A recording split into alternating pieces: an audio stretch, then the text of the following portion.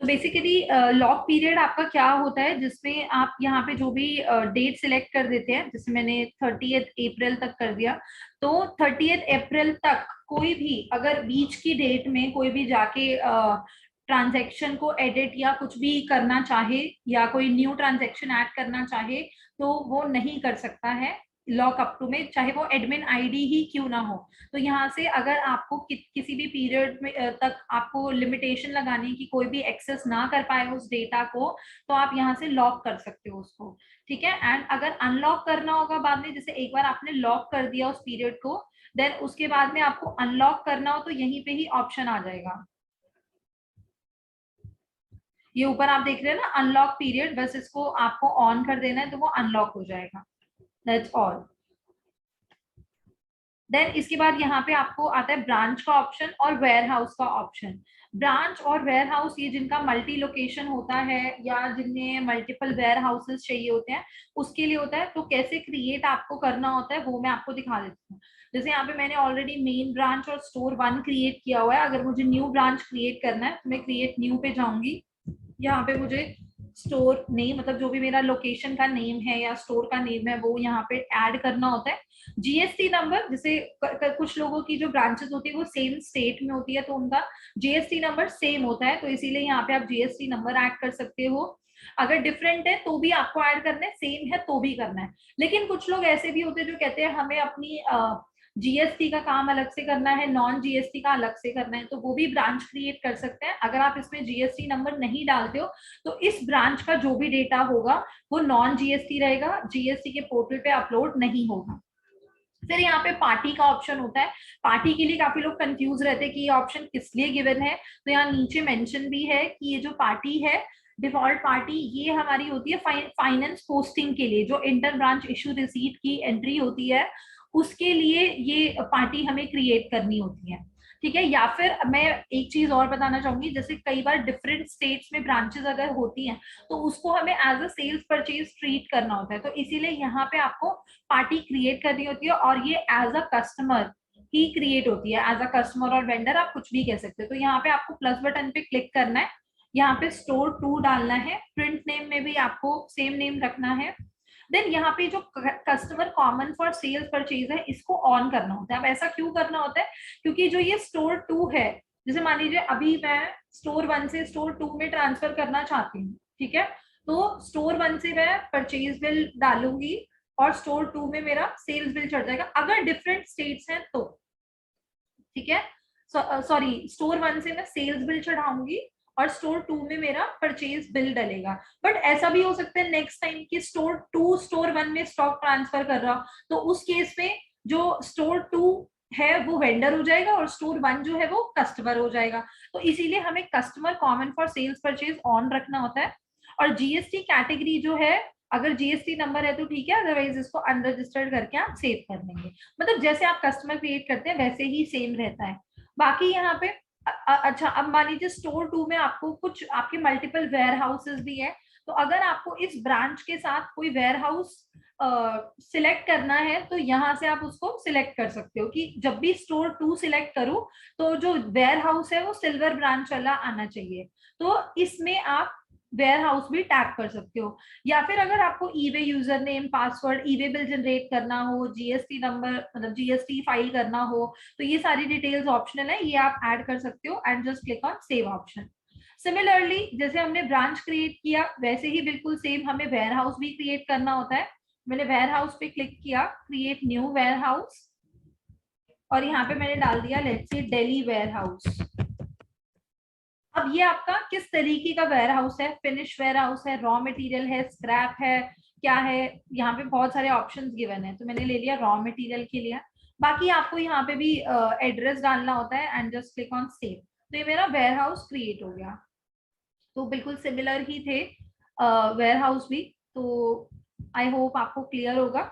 Then इसके बाद यहाँ आता है हमारा टैक्स कोड। अब जितने भी टैक्स कोड हैं वो ऑलरेडी यहाँ पे क्रिएटेड हैं जो भी टैक्स स्लैब्स हैं उसके अकॉर्डिंग, बट स्टिल अगर आपको कोई टैक्स कोड न्यू क्रिएट करना है तो आप क्रिएट न्यू टैक्स कोड पे आएंगे। यहाँ से आपको डिस्क्रिप्शन डालना है। लेट्स से हमने जैसे 0.25 का नहीं दिया हुआ, ठीक है, तो यहाँ पे आपको क्या करना है, डिस्क्रिप्शन में सबसे पहले आपको उसका डिस्क्रिप्शन में नेम डालना है। लेट्स से यहाँ पे मैंने डाल दिया टैक्स एट द रेट 0.25%। ठीक है, इस तरीके से कोड डालना है। कोड यहाँ पे T-0.25 इस तरीके से डालना है।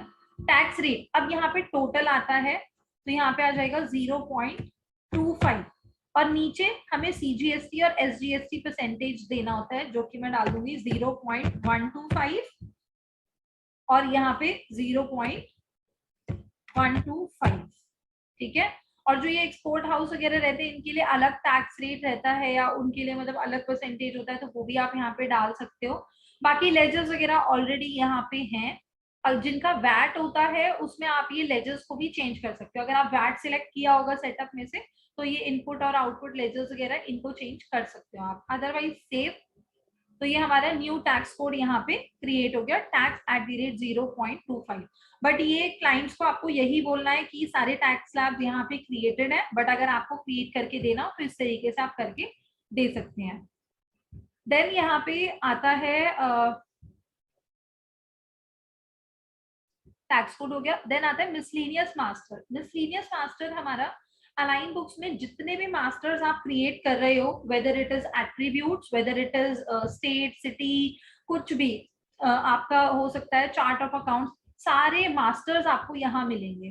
ठीक है, लेट से मुझे ग्रुप के मास्टर्स देखने, आइटम ग्रुप के, तो मैं यहाँ से सिलेक्ट कर सकती हूँ। मैंने यहाँ डाला ग्रुप, तो आइटम ग्रुप आ गया, ओके पे क्लिक किया, यहाँ आपको सारे मास्टर्स दिखेंगे। तो यहाँ से आप देख सकते हैं मेरे सारे यहाँ ग्रुप आ गए। अगर डिलीट करने हैं तो यहाँ से मैं डिलीट भी कर सकती हूँ, जैसे मोबाइल का डिलीट करना चाहती हूँ तो डिलीट हो गया। अगर मुझे कोई नया ग्रुप ऐड करना है, आइटम ग्रुप, तो यहाँ से आप कर सकते हो। जैसे कुछ लोग कहते हैं कि हमें आइटम के टाइम पे ग्रुप क्रिएट नहीं करना, हमें तो अलग से कोई ऑप्शन चाहिए जहां से हम सारे एक बार में क्रिएट कर लें, तो यहाँ से आप बोल सकते हो कि यहाँ से आप सारे ग्रुप क्रिएट कर लो। जो भी है मैंने डाल दिया मोबाइल फोन, सेव किया इसको, यहाँ पे मेरा ग्रुप क्रिएट हो गया। अगर कोई कहता है कि मुझे यहाँ पे यूनिट चाहिए, तो यूनिट मैंने सिलेक्ट किया, ओके, तो यहाँ से आप सारी यूनिट्स देख सकते हो क्या क्या क्रिएट हो गई हैं। ये हमें कहाँ यूजफुल होता है, जैसे एचएसएन कोड ना कई बार गलत बन जाते हैं, तो उनको डिलीट करने के लिए, या जैसे आपने अपलोड किया आइटम्स और एचएसएन में टैक्सी मैप नहीं था, तो सारे एचएसएन कोड यहाँ गलत बन जाते हैं, तो उनको डिलीट करने के लिए भी इजी रहता है कि एक बार में ही आपको सारे एचएसएन कोड दिख गए यहाँ पे, बस रेड बटन पे क्लिक किया, डिलीट किया और डिलीट हो जाएगा। तो ये यहाँ पे पूरा मतलब चाहे वो कुछ भी हो आपका, यहाँ पे देख सकते हो कितनी सारी, जितने भी मास्टर्स है अलाइन बुक्स में सब यहाँ मिलेगा। कंट्री है, कंट्री यहाँ पे आ जाएगा, that's all. No, one time import नहीं हो सकता, वन बाय वन क्रिएट कर सकते हो आप। यहाँ से इंपोर्ट ही करना होगा, वो तो हमारा उसमें है ना, मतलब मास्टर्स की जो फाइल्स वगैरह है वहां से इंपोर्ट हो ही जाता है। बट ये सॉफ्टवेयर में गिवन है कि यहाँ कुछ एडिट भी करना पड़ सकता है, डिलीट भी करना पड़ सकता है, उसके लिए गिवन है ये option. Then we have holiday. Holiday होता है हमारा कैलेंडर क्रिएट करने के लिए, जैसे आपको पूरे ईयर का एक बार में अपने एम्प्लॉयज के लिए कैलेंडर क्रिएट करना है, तो वो आप यहाँ कर सकते हो। जैसे 2022 लिया मैंने, ओके पे क्लिक किया। अब हर ऑर्गेनाइजेशन में जो हॉलीडेज होती है वो डिफरेंट होती है। जैसे कई जगह पे दिवाली की एक छुट्टी होती है, कई जगह पे 2 हो जाती हैं, कई जगह पे जैसे क्रिसमस से लेके न्यू ईयर तक सारी छुट्टियां होती हैं। ठीक है, या मतलब सबके अलग अलग फेस्टिवल्स भी रहते हैं, जैसे रीजन वाइज भी होता है। यहाँ पे छुट्टी नहीं हुई दिल्ली में, बट हो सकता है केरला में छुट्टी हो उस दिन की जो फेस्टिवल है या नहीं। तो हर बिजनेस का अलग अलग रहता है हॉलीडे कैलेंडर, तो वो आप यहाँ पे क्रिएट कर सकते हैं। लेट्स से जैसे मैंने यहाँ पे डिस्क्रिप्शन में लिया होली, कि मुझे होली का डालना है। फ्रॉम डेट, कितनी डेट से कितने दिन का होगा, तो अगर मैंने किया कि चलो यहाँ पे मतलब एक ही दिन की छुट्टी है, तो फ्रॉम में भी वही डेट आ जाएगी और टू में भी वही आ जाएगी। लेकिन अगर मैं चाहती हूँ कि नहीं मुझे 2 दिन की छुट्टी देनी है होली की, तो यहाँ फ्रॉम से लेके और 2 डेट तक आप ले सकते हो कि 2 दिन की छुट्टी है, तो मैंने यहाँ 19 ले लिया, तो 2 दिन काउंट होंगे, फिर वो होली हो गया। देन यहाँ पे नेक्स्ट आप इसी तरीके से पूरा कैलेंडर यहाँ पे बना के, और जब सेव कर देंगे तो इसका इफेक्ट क्या होगा कि जब आप, अब ये मैंने मार्च के मंथ की डाली हुई है, तो जब आप एम्प्लॉय मॉड्यूल में जाएंगे और जब आप मंथली अटेंडेंस करेंगे यहाँ पे, मंथली अटेंडेंस प्रोसेस, तो यहाँ पे आपका जो आप मार्च लेंगे और प्रोसेस करेंगे, तो यहाँ पे जो हॉलीडेज होगी, ये देखिए यहाँ 6 हो गई। 6 कैसे हो गई? 4 तो संडे हो गए और बाकी के 2 जो मैंने वहां पे छुट्टियां डाली थी हॉलीडेज में, इस वाले ऑप्शन में, वो तो 6 छुट्टियां हो गई यहाँ पे हॉलीडेज में, और वर्किंग डेज 25 हो गए। तो इसलिए ये हेल्प करते हैं आपको हॉलीडे का ऑप्शन। देन यहाँ आता है रोस्टर हॉलीडेज। अब आपको HR पेरोल सेटअप में मैंने बताया था कि कई जगह पे संडे की तो छुट्टी होती है, साथ में मतलब 2 दिन ऑफ रहता है, सेकंड वीकली ऑफ भी होता है, बट कई जगह पे रोस्टर भी होता है कि 5.5 वर्किंग डेज हैं, एक ऑल्टरनेट सैटरडेज पे या ऑल्टरनेट किसी भी वीक डेज में बुलाया जाता है। तो यहाँ पे रोस्टर भी आप सेट कर सकते हो। ठीक है, अब आपकी कंपनी में किस दिन का आपको रोस्टर देना होता है, तो यहाँ से जैसे मैंने सैटरडे लिया हुआ है, किस मंथ का रोस्टर आपको सेट करना है, फेब का करना है, जैन का करना है, किस मंथ का करना है, तो मैंने यहाँ जैन ले लिया, मुझे जनवरी का करना है। यहाँ पे वीकडे आ गया सैटरडे, मैंने ओके पे क्लिक किया, तो जिस जिस डेज के हमारे होंगे सैटरडेज वो यहाँ आ जाएंगे। देखिए चेंज हो गए ना, डेट्स 8 तारीख का था, तो वही यहाँ से आप कर सकते हो। और किस किस को कौन सा जो है रोस्टर अलाउड है, आप इसको सिलेक्ट करेंगे एंड सेव, तो क्या होगा,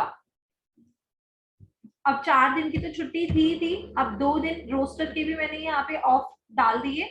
तो जब आप अगेन मंथली अटेंडेंस प्रोसेस करेंगे तो वहां से आपका लेस हो जाएगा, मतलब वहां से आपका जो डेज होंगे हॉलीडेज में वो 6 आ जाएंगे। ठीक है, देन सिमिलरली तो टैक्स कोड और सॉरी रोस्टर हॉलीडेज और हॉलीडेज ऑलमोस्ट सिमिलर ही था। देन यहाँ पे आता है मेटल रेट। मेटल रेट का जो ऑप्शन है ये हमारा किस लिए होता है, अगर हमें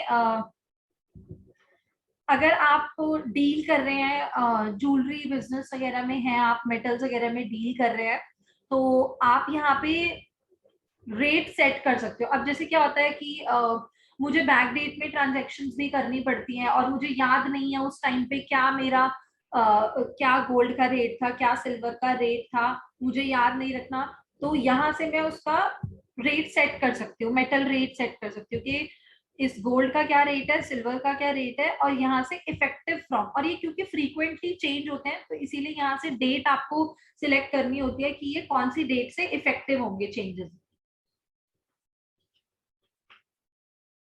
तो यहाँ से आपने डेट सिलेक्ट किया, सेव पे क्लिक किया, तो वो प्राइस लिस्ट या मतलब मेटल रेट जो है वो सेट हो जाएंगे। फिर जब आप किसी डेट में, जैसे मैंने यहाँ 8/2 को सेट किया हुआ है अभी तक का, तो जब तक न्यू क्रिएट नहीं होती मेरी मेटल रेट लिस्ट, तो 120 ही ये लेगा, 120 सिल्वर का और गोल्ड रेट का 100।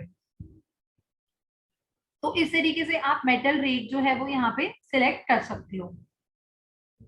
देन इसके बाद आता है यहाँ पे करेंसी कन्वर्जन रेट, ये भी आपका इसीलिए होता है, करेंसी कन्वर्जन रेट, जो लोग मल्टीपल करेंसीज यूज कर रहे हैं वो यहाँ पे रेट जो है सेट कर सकते हैं। ऑल्दो अब हमने प्रोविजन दे दिया है कि वो करंट डेट का जो चल रहा है करेंसी रेट वो ऑटोमेटिकली पिक करके ले आता है, बट अगर आपको पुराना भी याद रखना है या आपको लिस्ट क्रिएट करनी है तो यहाँ से आप कर सकते हो। तो यहाँ पे लिस्ट क्रिएट करने के 2 फायदे होते हैं, जैसे यहाँ पे मैंने सैंपल लिस्ट, कुछ भी आप नेम डाल सकते हो। ठीक है, तो यहाँ पे अभी 3 करेंसीज ही आ रही है क्योंकि मैं 3 करेंसीज में ही डील कर रही हूँ अभी। अगर मुझे कोई न्यू करेंसी ऐड करनी है तो मैं यहाँ पे ऐड करेंसी कर सकती हूँ, यहाँ से न्यू करेंसी सिलेक्ट कर सकती हूँ, जो भी आपको यहाँ पे सिलेक्ट करनी है।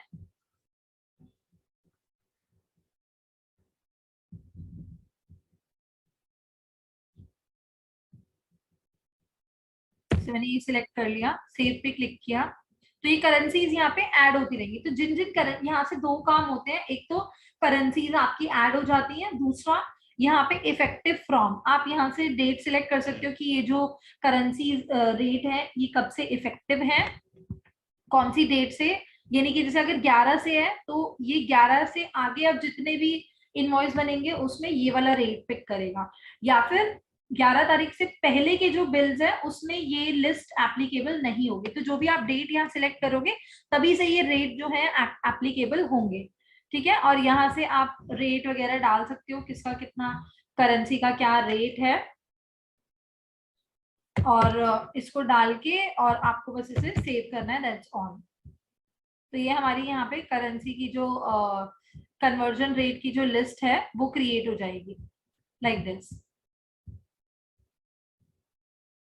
सो आज के लिए हमारा यहीं तक था। अब बाकी जो कल हमारा सेशन होगा उसमें ये बाकी के ऑप्शंस जो है वो आपको एक्सप्लेन किए जाएंगे।